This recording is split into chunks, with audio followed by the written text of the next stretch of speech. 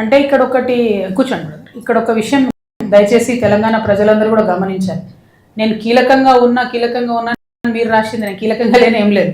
ఒక teacher transfer కూడా చేసుకునే పరిస్థితి లేకుండా. ఒకటి రెండు, నేను పదే పదే మీకు విన్నవిస్తూ వస్తూ ఉన్నా, ఆ 10 ఏళ్లలో కూడా నేను ఓన్లీ 5 ఏళ్ళే యాక్చువల్గా ఒక పొజిషన్లో ఉన్నప్పుడు కూడా నన్ను ఓన్లీ నిజామాబాద్ వరకు పరిమితం చేయడం జరిగింది. అది వాస్తవం, రాజకీయంగా కట్టడి చేసి అందులో డౌట్ ఏం లేదు.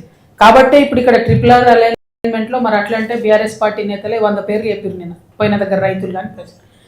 సో నేను అట్లా కక్షపూరితంగా ఇదైంది అదైందని మనం చెప్పడం లేదు. నేనేమంటున్నా, అలైన్మెంట్ మారిన మాట వాస్తవం, ప్రజలకు అన్యాయం జరిగిన మాట వాస్తవం. నిన్న ఓపెన్గా నేను చెప్పిన, మీకు రైతులకు బేడీ లేచింది బీఆర్ఎస్ ప్రభుత్వం అనే విషయం నాకు తెలియదు, నన్ను క్షమించండి అని కూడా ఓపెన్గా చెప్పిన.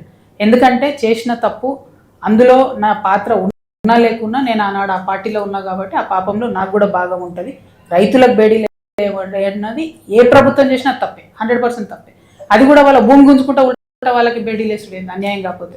వాళ్ళు నిన్న రైతులో మాట చెప్పారు, మేము మాజీ మంత్రి కారుకు అడ్డుగా పోయినాం కాబట్టి వాళ్ళు వేసిరు, ఆ మాజీ మంత్రి గారు ఎంటబడి వేయించారు. పాపం ఇక్కడ ఎమ్మెల్యేకి అంత కోపం లేకున్నా ఒక మంత్రి గారు ఎంటబడి వేయించారు అన్నారు. ఇప్పుడు ఇక నేను అవన్నీ తవ్వదలుచుకోలేదు. పాయింట్ ఏంది ఇక్కడ అని అంటే, ప్రజలకు అన్యాయం జరిగిన మాట వాస్తవం. చాలా చోట్ల నా పార్టిసిపేషన్ లేదు, నాకు తెలియకుండా జరిగింది. అయినప్పటికీ నేను వాళ్ళ క్షమాపణ చెప్తూ ముందుకెళ్తున్నా.